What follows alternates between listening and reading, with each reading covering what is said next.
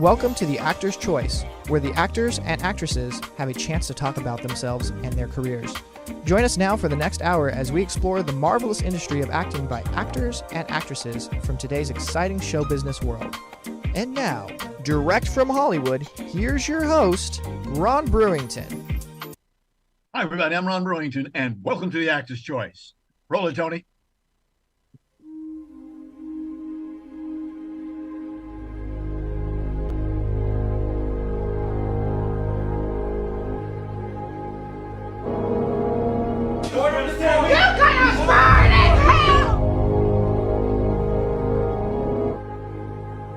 Hi, Mama. Looking good. No, revenge is mine. Say, Miss Clara. Ladies and gentlemen, many things have been said about our first guest today. A knockout performance, a force of nature, very moving, a comic delight, a standout, a voice that is soulful and sexy. Ladies and gentlemen, I could go on and on and on and on, but we only have 17 minutes. So, without further ado, ladies and gentlemen, please welcome the most sensuous Black woman since Lena Horne, singer, actress, Luise Heath. Hi, Louise. Good morning, Tony. And that was a long time ago. Yes, ma'am. Ron. Back. Yes. Good morning. Long time ago. Yes, ma'am. Where were you born at, please? I was born in the state of New York. Notorious for popcorn and what I grew up primarily in Long Island. Yes. Okay. Know where that is. All right. So here's the question I have to ask. What made you get into this business?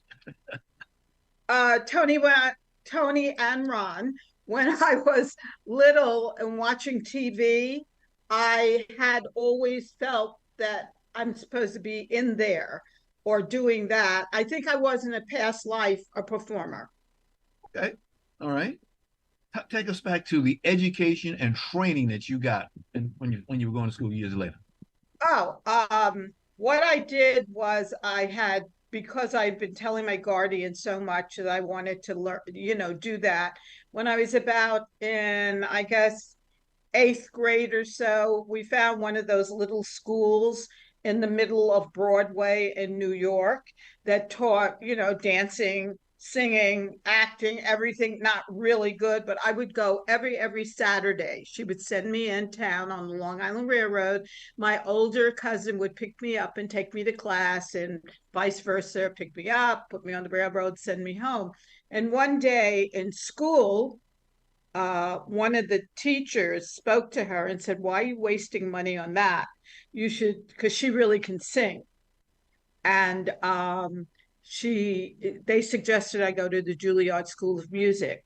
So I auditioned for the prep division, which they no longer handle. When they moved to Lincoln Center, they gave the prep division to Manhattan School of Music, I believe. And I got in with scholarships, and I studied theory, voice, piano, and a few other things. And I did that for the 4 years of high school, again, going in on the Long Island Railroad, being picked up and taken up to 120th Street in Riverside. That's where it was then. And every Saturday. And I truly enjoyed it. Number one, being alone and being able to feel kind of grown up. In my last 2 years, I actually rode the subway and everything by myself.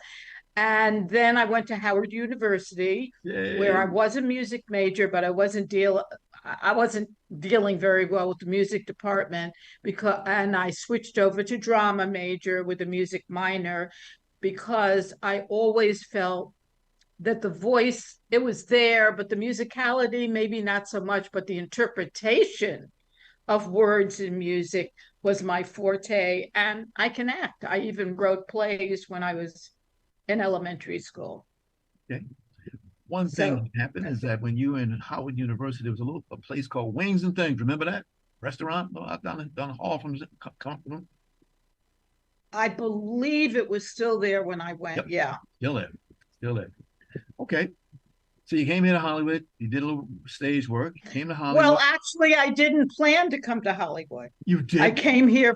No, I was on a vacation, Uh-huh. and someone said, "Would you meet with Charles Floyd Johnson?" He's a friend of mine. One of my friends Yeah. from DC said, "You have to meet Charlie. You have to meet Charlie." And he was working on the Rockford Files, and we were having lunch at uh, where was it? The studio. And I never ever thought about film and TV for me. I was theater.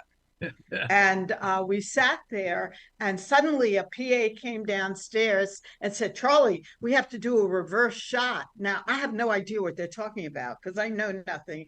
And he says, "We have to go to casting." I knew what casting was and find an actress Hmm. quickly. The director wants someone.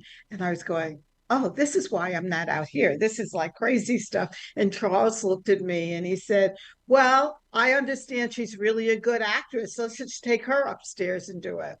And I did. And James Garner, who was a star, had Oh. already done his shot. See, I didn't know they did all this in pieces. And so I was going to do what the new scene that they wrote for this character. Mhm. And I was introduced to him, and Charlie said, "This is like her first TV thing." And he said, "Okay, I'll stay and do my lines with her." And that kind gentleman stood off stage, off the camera stage, and did the lines while I did my scene. I thought it was fabulous, and I understand why he was considered the nicest man in Hollywood. Wow. Wow. So I stayed for my vacation, and I started just auditioning, and I auditioned for a play down at the Amundsen very that week, I believe. And I did it because they were supposed to be exchanging it with the Brooklyn Academy of Music. So I said, "Oh, good, I'll do that, then I'll be home." And so I did it. It was called The Devil's Disciple. And I auditioned and I got the role. And so they didn't start rehearsing till the fall. And I just kind of stayed and never went home. And the rest is history, as they say. You did a little also some TV work, IMDb. Your first one was in 1969, Putney Swoop. That was a film. I did that in New York. Yes. And I don't know. I was with William Morris then, and all the black kids knew about this film. I didn't, and I went over anyway, and I got cast as it was kind of it was a small role, but it was continuous through the film, The Secretary or something. Okay. Let's see. According I saw a picture. Can you show us number 11A for a second, Tony? You recognize those people? Oh yeah, that's here in Los Angeles. And these were all people that we had worked with, Uh-huh. together out here. The Town Uh, Street Theater? ex, no, it was people I believe that had worked at NEC in New York I see. that were out here. Okay. So we all got together. I can't exactly remember the occasion, but I know it was pretty big. Okay. Because you It did a was role. down at the Ebony Theater. I Yes. can tell you that. Yes. You did a role that you had Sia Gloria, 90 years old. Remember that? Seer Gloria, 90 years old. That was Yes. Town Street, I believe. Yes. And in fact, You they're keep going to be. bringing this stuff up. I don't I remember know. half this stuff. I'm glad I remembered that. Yes, I worked with Town Street. Yes. For years, I was a member of Town Street Theater. They're celebrating their 30th anniversary. You'll see two people from that organization come in here in the next few minutes if they're not here already. Oh, great. So when I send you a copy, you'll be able to see some of the old stuff. Okay. You also did, as time went by, 2020, you did a movie called Meet the Dog, a TV series you played a role of Diane Prescott. And then, Tony, would you give us number 13, please? This is a little way, look at this. Now, would you tell us what is this, please? Well, this is just one of my shots. This is your sophisticated Black matron woman, executive. It's just another look. It didn't come from anything. It was just something that we have used because it gets me auditioned. Well, that's also your website. She has a website, ladies and gentlemen. If you see it, it's out of sight. Brand new work of art. Just marvelous, marvelous, marvelous. Wow. Wow. My goodness, those are good days you've had. Some very good times. So I say to myself, madam, so what's happening to you these days? These days, I've signed with a fabulous new agency, Uh-huh. CESD, and they're representing me across the board, which is nice. I had to interview with every agent, the head of the department, but Uh-huh. commercials, print, because I do a lot of print, and then theatrical signed me the week before we went on strike. But actually, tomorrow I'm auditioning for a movie. Yes. And I love my agents. I just adore them. I think they really get me, they understand me, and I should be going out quite a bit from them. I see. Lady, you don't stop, do you? No, I can't. I mean, what else would I do? I have to pay my rent too. This is Uh-huh. the Oh, only yeah, thing that's I know important. how to do. Mhm. Actually, during this time that I've been out here, I've also been an executive in the recruiting industry. I recruited clerical support, executive assistants, Go assistants, ahead. receptionists for all the top entertainment companies Hmm. and studios in Los Angeles. I did that for quite a while, totally retired from it. But some of our major, I focused a lot on people of color because when I started, they were not being used. They were not getting hired. And so now there are some that are major players in the business Uh-huh. in their own, field. And I started them off. And I have to say that my legacy, I want to be that I really did my thing for people of color. Older people were never getting hired, uh, people that look different, you know. And I said, no, if they can do the job, they need to get out there. So when you gonna write the book? You know what? I don't know. I can write my poetry, I can write my pilots, A Brand New Day. You'll see that on my website, and it's luiseheath.com if anybody wants to look. But I don't know if I ever will because I started journals periodically here and there. Uh-huh. But my earlier life was much too painful to me, and I would suddenly stop. So I Oh, don't have a full journal of anything of me. all right. You can write it though. I can. Yes. Oh, okay, I'll think about it. Here's something. You have been around a long time, but before we get out of here, madam, we want to make sure that you have a chance for everybody to see a demo that I found about you. Roll it, Tony. I'd rather die standing. Oh, that's yeah, that's from a film I did called Truck.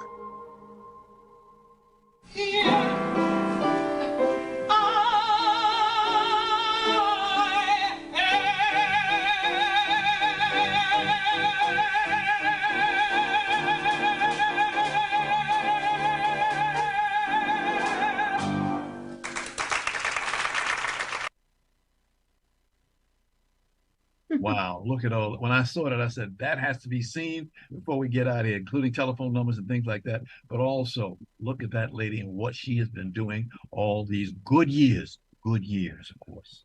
Uh, One other question I would like to ask you before we get out of here. As you know, the WGA SAG after strike, that's over with now. How do you feel about it? Are you satisfied with the No, result? SAG after strike is not over. Okay. Only the writers solve their Okay. problem. I Mhm. believe we're having a meeting tonight, Oh, okay. the first one, where they haven't had a meeting for a month or more since the beginning. So I'm hoping they accomplish what they can. Yeah. I think it's still going to be pretty hard. Okay. And I'm a unionist. I always have been. I remember striking in New York for Uh, actors' equity, and I did walk the strike the last time we had one here. And I'm a unionist. Yeah. Sometimes you wonder, you work hard. What are they arguing about? What's so difficult from the studios? Or what's the problem to you, what you see? It's all about money. Oh, yeah. And streaming Yeah. was a new thing that wasn't there when the last contract, I mean, it was beginning, but no one knew the power of streaming. I mean, I have gotten 96-cent residuals, and some of this 96 stuff is cents? being at, yeah, and I did not realize that some of the stuff, the major shows that you see on the streaming services, people get nothing. They don't get their residuals. And I'm one of the group of older actors that got dumped from SAG's medical coverage 2 years ago because they were in the red for the first time, because during the pandemic, of course, they couldn't get any money from production companies to add to it. But plus, they've changed rules now that even if you're on it, your residuals don't count. It's money, money, money. So they need to get more money in, and they need to make sure that people get their stuff. Huh. So given all that, when you gonna write the book? I can't write about my life. It's too painful. Oh, I'd like to read it. No. We'll bring you back on the show again and say, on page 45 of a 345-page book, here's what she had to say. Okay. Luise, you have thoroughly enjoyed you today. You can bet we'll have you back again. You can believe in that. Again. 17 minutes is all we got. It's not. I got to talk to that Well, B&B you production. just want to know about my early life, which we've never touched, my upbringing and stuff. You always talk about. How did you know that? How did you know that? And that's the part that's more interesting, I think, about me. I'll just throw this in as a teaser. It's only 4.5 years now that I know the name of my father. Okay. I did a 23andMe commercial years ago, and I left myself up there and saying, "Oh, I'm looking for," and one day a gentleman who was my first cousin contacted me or replied to me. And it took me about 3 emails and stuff with him before I realized that he said, "I'm your first cousin. I know who your father is." I mean, I wasn't even hitting me. And he told me my father and his brother, or my cousin's father, owned movie theaters. They didn't make movies, but they owned movie theaters across the nation. But I don't think my father knew about me. My mother never told anyone in her family or anything who he was. So that's interesting. And more to And come. that's what made me who I am. Of course, very good. Luise, thank you so much. I got to talk to the B&B Productions of this organization, the president, my twin brother, Rudolph Brewington, to see if we can get more time. We want more time, more time. Thank you. Thank you. Thank you. Goodbye, Ron. All right. Ladies and gentlemen, Luise Heath. Always good to see that lady. Thank you. Take care of yourself. Bye. New Yorker out there, y'all. This is the Actor's Choice. I'm your host, Ron Brewington. Roll it, Tony. We would like to thank you to let you know that we're asking of the Actors Choice Squad to help us get former baseball player Curt Flood into the Baseball Hall of Fame.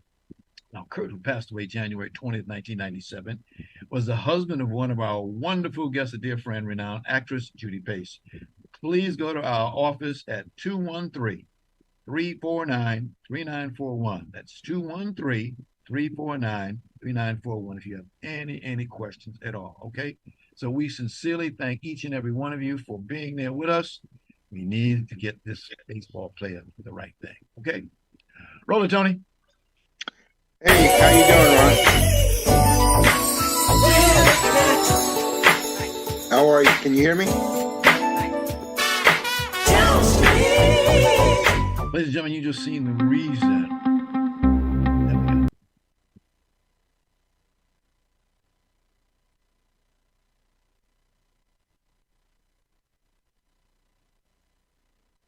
Ladies and gentlemen, you've seen the reason why we've come today together This is to see and hear what it was for 30 years of Black theater being celebrated. Ladies and gentlemen, please welcome Town Street Theater co-founder and producing director, Nancy Renee, and of course, sound designer for Town Street Theater, Tony Robinson.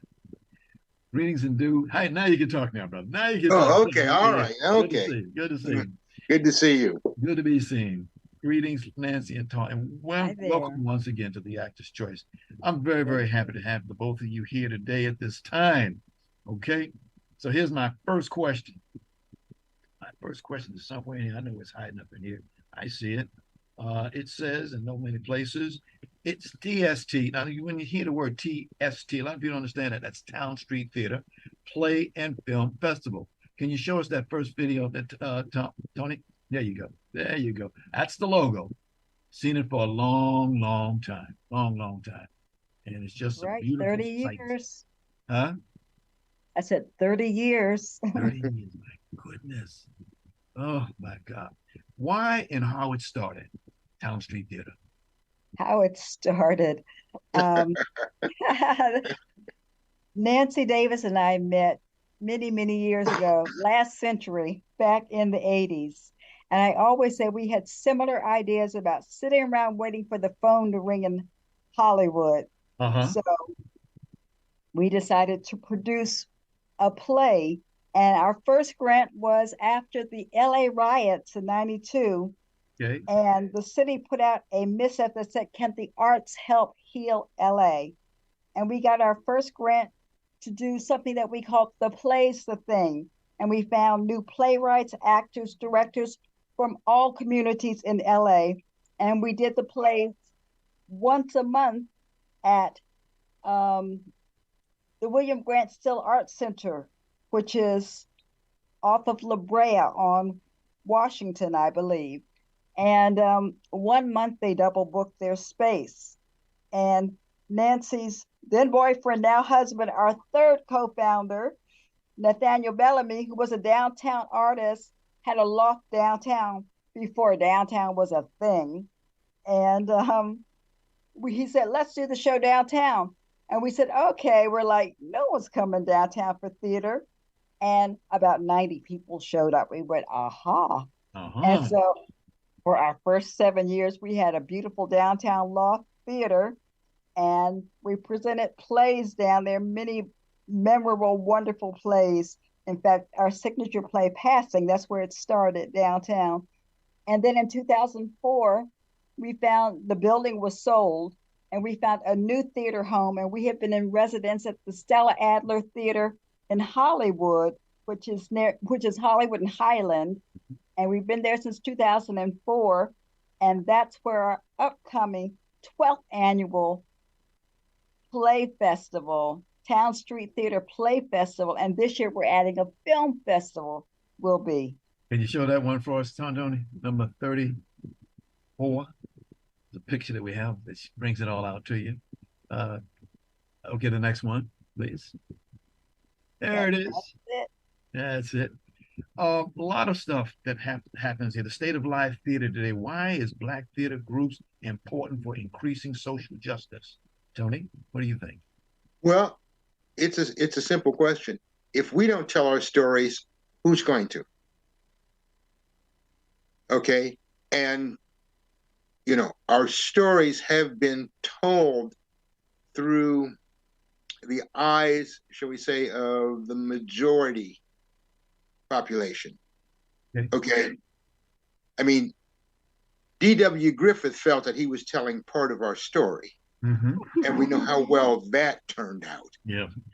Okay, so it's our responsibility to tell our stories accurately. Yes. To get the right lens, the right focus, and the right prism, so that we actually have not just truth, but facts. You've been around. You've been around a while, Tony. Well, thank you for reminding me of my impending extinction, Ron. Yeah, I have. I came to Town Street as a guest director. I always said, it's history. yeah, I was like a stray cat. They put out some milk and I drank it and just won't go away. So I came in as a guest director and I've been with them happily, joyously ever since. Okay. Tony, can you go to the next one, which is the 12th annual 10-minute play festival? Because this is what cracks. This is the beautiful thing. This 10-minute play festival. You know, one of the things, because I always come out there. I haven't been out there in a while, but I need to go out and see it. It excites me when I go to the theater festival. In my mind, there is always a beginning, a middle, and an end of that play. And you only got 10 minutes. How do you do that? And you know, that is the key, because people sometimes think, oh, it's a scene, it's a sketch. It's not. It is a play, and it has to have a beginning, a middle, and an end. And audiences will come out, and each Saturday at 8, Sunday at 4, they will see 10-minute plays, and they get to vote on their favorite. That's why people really like it, because, you know, I think everybody has an opinion and they like to express their opinion. Yeah, the Town Street audience will let you know. That's right. Well, you know, and one of the great things about Town Street is they concentrate on the essential things of storytelling, you know, as far as a play: character, story, picture. Okay? Are the characters good? Is the story good? And is what you see on that stage, does it match those other things? And I added another element to that, which is oral, ear. You know, if you have a picture in of a baby being born in a hospital, you don't want to hear a flock of egrets, you know, flying through. And so in my time working with Nathaniel, you know, sound became an essential element. In the late Forest Gardner, you know, we said, okay, those 3 essential elements, we're going to add sound so we can achieve the suspension of disbelief. Okay. All right. Tony, can you run up number 37 for just a moment? Here's a picture. Who is those 2 people right there? The 2 Nancy's. Nancy 1, Nancy 2. That's right. Oh, that's right. Y'all have been around a long, long time. And as you can tell from the masks, yes, that was during the pandemic. Yes. And Town Street did not shut down during the pandemic. Yay. In fact, we have a whole slew of new original works online. It was called our virtual plays. And in fact, when the pandemic started, we were in rehearsal for the 11th annual 10-minute play festival. So what we did just recently, we put those 10 plays online, and people can go to our website, townstreetla.org, and find the link to watching the 10-minute plays from the 11th festival. And now that we are back for the 12th festival, we are live for the first time since the pandemic, and we want everyone to come out and enjoy. How many famous people have come through TST? Wow. A lot. a lot. Look, although it might not be on their resumes, they were there. And some of the people I can think of who still that we are so happy to have worked with in the past. Yes. Our wonderful J. August Richards. You can Google him, look him up. He's been on a ton of TV shows, and he's a wonderful, wonderful actor. He still talks about Town Street, but I always smile when I watch one of my favorite shows, The Rookie, and I watch Richard, what's Richard's name? He plays the sergeant. Plus, you know, we had Cy Richardson. Oh, yes, Cy Richardson been around a long time. Oh, yes. Yeah. Cy is one of our people. Yes. He is on our board of directors, and he has been a director with us for many, many years. Right, and those who are big fans of Don Cheadle, Imiazzi, who played Don's wife in the Miles Davis biopic. Got you. Yeah, it's funny. I'll sit now, watch a movie or TV, and you go, And "Oh, there's somebody. there's somebody. There's always somebody." Erica Hubbard, and I laugh at this. Erica Hubbard, who starred in the TV show Lincoln Heights for many years. Erica was with us for many years, and I was in Burbank one time, and I hear someone say, "Mama," and I'm looking around because see, I don't have any children, but Erica played my daughter in a play, and she was with a friend of hers who said, "Hello, ma'am," who actually thought I was her mother. I said, "I'm not really her mother." Tony, you have a mantra that I was reading. I'm sorry. I was saying, Tony, you have a mantra that when I saw it, you said story happens on the stage and magic happens in the booth. Correct. That's right. Because your actors and your acting and this, like I said, the story is there on that stage, but to create that environment that is so magical, which takes you out of that seat, yes, into that environment that's being presented to you. That all happens up in the booth with the technicians, the lighting technicians and the sound technicians, and that's where the magic happens. Nancy, the way that audience members can support TST is people can get and buy some tickets. How do they get a ticket? Tickets, you can go to our website, townstreetla.org, and we have a link to Eventbrite, and people can go online and buy a ticket for Eventbrite.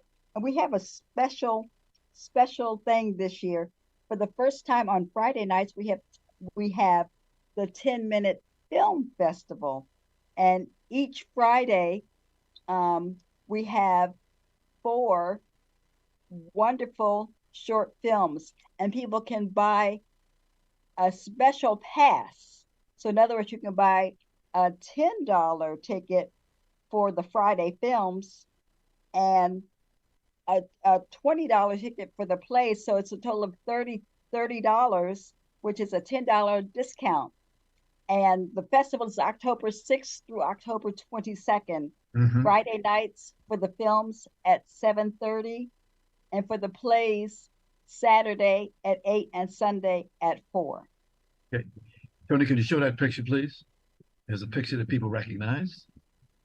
Yeah, it's townstreetla.org. And you can buy tickets on the other one, I'm sorry. The other one.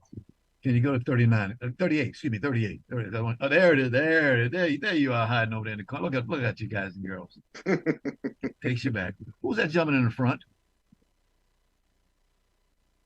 Oh, well, that is in the front is John Rivera. And to his left is Greg Daniel. What that is a picture of, that's a picture of ADCA. It's Artistic Directors of Color. Yes. And that's in LA, and that's a new advocacy group that we are in. Town Street is a part of it.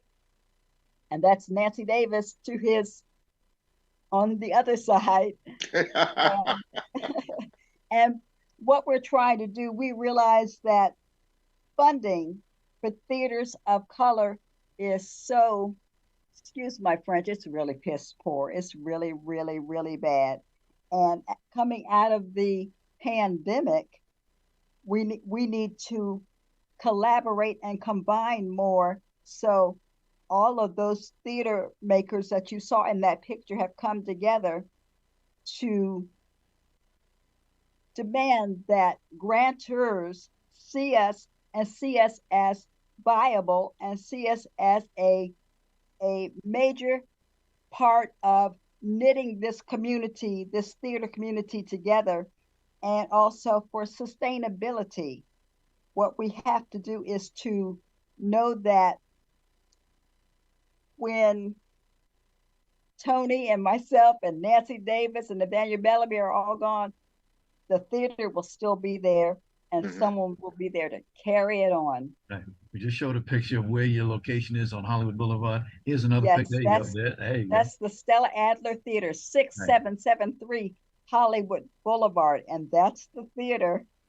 And our wonderful stage manager, Christina Roth, always says that's her favorite part, when she looks at that empty theater and empty stage and knows that the magic is about to happen. Yeah.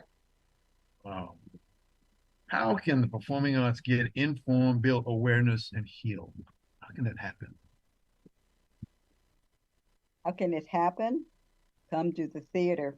It's funny. We always do shows that are from an African American perspective, and we've done some shows that have touched on historical events, and people have said to us, I never knew about that.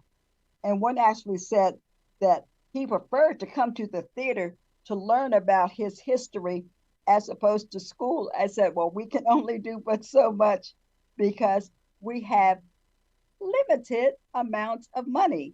So that's how people can help see that theater continues. They can donate their time or their money or their energy. And it's very important. Come to the theater. Yes. See the theater. Because in telling those stories, the majority population really tends to only be aware of us when a crisis happens. Yes.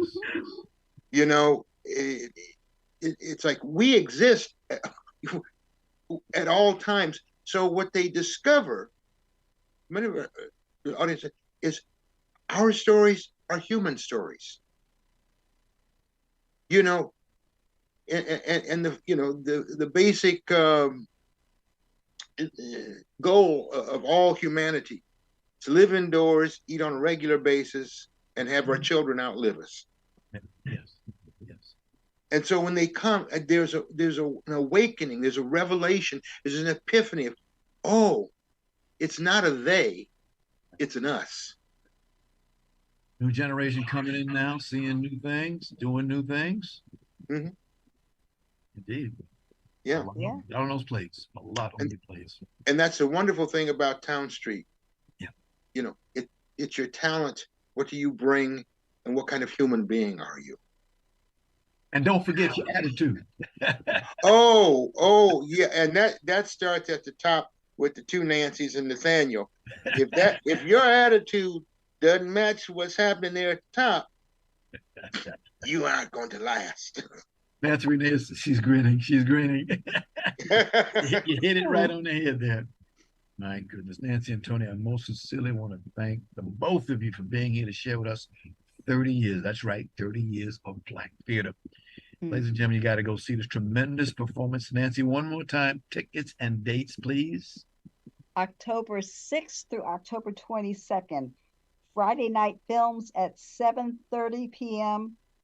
and 10-minute plays on Saturdays and Sundays. Saturdays at 8 p.m., Sundays at 4 p.m. at our theater home, which is the Stella Adler Theater, 6773 Hollywood Boulevard, which is near the corner of Hollywood and Highland. And go to our website, townstreetla.org, for more information and to get the link to Eventbrite for tickets. She good. That woman is good. Oh, she's very good. Got to mesmerize, not memorize, mesmerize. Yeah. Mm-hmm. That's why I just sit quietly and let her speak. God bless the both of you. Nancy Renee. Thank you, Ron. Renee Robinson. God bless you. Bye. Thank you, Ron. Bye-bye. You too. Yeah, Charles Emil's Ron Brewington. Roll it, Tony. Ladies and gentlemen, as you know, unfortunately, my dear friend Kevin Fleming passed September 21st.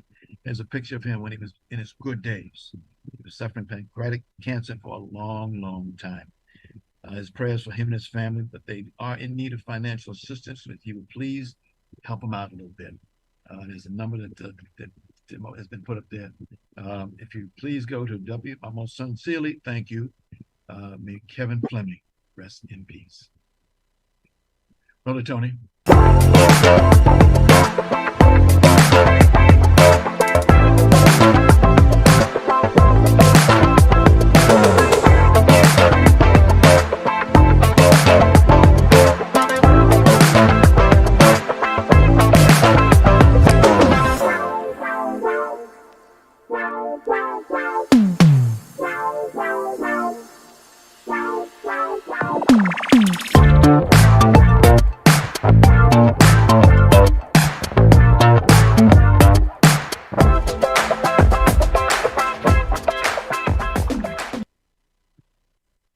Ladies and gentlemen, for more information about the TAC Roco channel, please call us at 213-349-3941. That's 213-349-3941.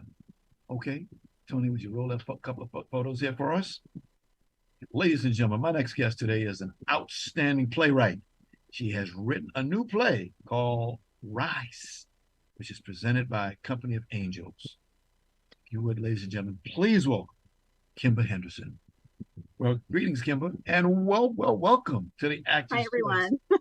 Thank you. I was reading your book there. I read your bio. I was taken aback with the information, especially being in a Navy family. Ooh. Yes. Mom and dad. Actually, me and my siblings, we were all born in different cities because of that. So yes, but I'm Detroit born and raised in San Diego. So the Navy, in the Navy. I was in the Navy for 21 years. That's why I say that. When I see it, I say thank you for the service to your company, this country. Always, always, always, always. Okay, so you told us you were born in Detroit? Yes. That was another thing. What was that, Motown? Is that where it's also there? Yes, and my grandfather, so that's my dad's, that's where my dad grew up. So his family's there. My grandfather, worked in the auto industry. He worked at Uniroyal, so he was a tire guy. And so every 2 years he had a new Cadillac, because the Cadillacs there, I guess, are inexpensive. So it's like every time we went to visit Granddad, he had a new Cadillac. So we love that. Uh-oh, watch out, because 9 out of 10 of those Cadillacs say, somebody sure likes to drive that car. Been hearing that joke for years. Exactly. What made you become a playwright? So it's a very interesting story. So I was very fortunate that my mom was very, she wanted us to be exposed to the arts. So I remember going to operas, ballets, theater. We saw extremely inappropriate movies for our age when we were young.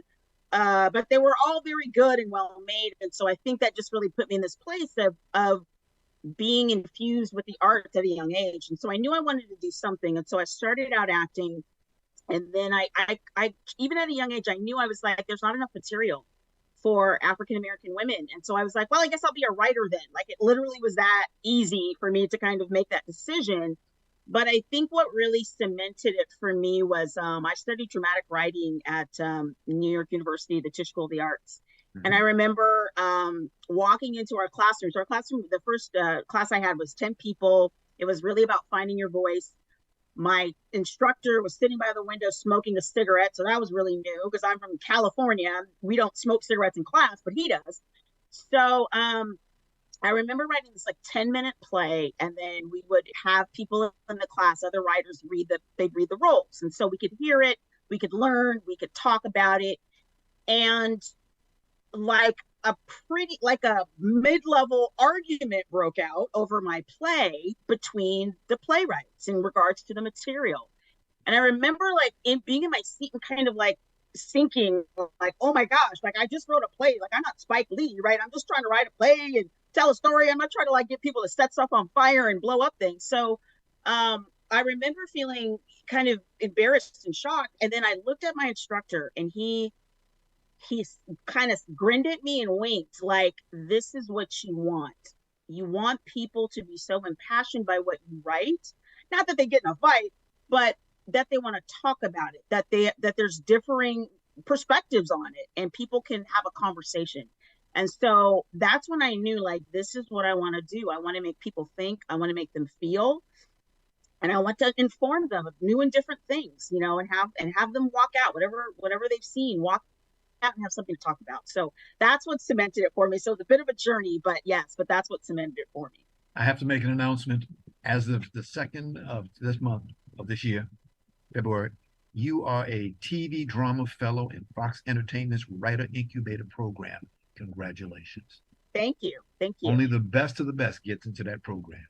Yeah, it's exciting. It just was really great. I learned so much. It's very different from the other writing programs. Yes. In that you work with a showrunner and executives on a project of yours. Yes. And so you get to develop your own project, which, that doesn't happen for a lot of, kind of newer TV writers. You're usually kind of figuring out how to write somebody else's, Yes. show. Yes. But we got to develop our own with the writing side and the executive side. So that was, I'm not sure anybody else does that, but it was exactly the perfect program for me to be a part of. So very grateful for that. Difficulty, if anything, of you overcoming and getting a job. Any difficulty in that? Well, yes. And as much as I think that, not think, as I know the strike was necessary, it was absolutely necessary. I do think for newer TV writers such as myself, it probably will get a little more difficult, especially from marginalized communities, because now that it's going to cost more to make these shows, I think the business is going to contract. So I think getting your foot in the door and being a staff writer, just even some of those lower level writing jobs, I think are going to be more difficult. But I do believe you've got to keep writing, but you also have to create your own material and do it. And so I think just even being able to have a playwright now during this time, the timing for that is very important, because you never know who's going to see it, who's going to like your work, where it can go. But I think preparing for a play during a strike, Yes. I think I needed that, because it was very difficult, because I kept thinking ahead, like, oh, it's going to be hard to get a job now because there's going to be less jobs. And, you go through all of that, but you have to keep writing, because you just don't know when it's going to come through. But I do think what does help is being part of the Fox program, because that's really their main goal, is not just to develop you to a degree, but to put you on one of their shows. So that's now that the strike is over, that is kind of the hope. But yeah, I applied for a Disney program. I was a finalist and didn't get in that. I was a finalist for a Universal screenwriting program. So these programs are important, because it helps you to meet more people, to get your foot in the door, to be known. And I think that's why they're so competitive, because they really can lead to opportunities. But I will say, back to your question, it is definitely difficult. And but as a writer, you're like, what I've learned is you write anything. I wrote forewords for books. I wrote true crime shows for many years. I'm a true crime psychotic junkie, just so you know. So I enjoy that. But and that's the great thing about being a writer, is like, I don't just write one thing. I have to be very flexible and really learn how to tell stories in all different types of mediums. And I think that's what has helped me to work. But definitely, I think it's difficult, and it's going to get more difficult. But it's what I love, and it's what I'm doing, so I'm going to just keep doing it. You wrote a play called Rise, didn't you? I sure did. Can you tell us a little synopsis about it?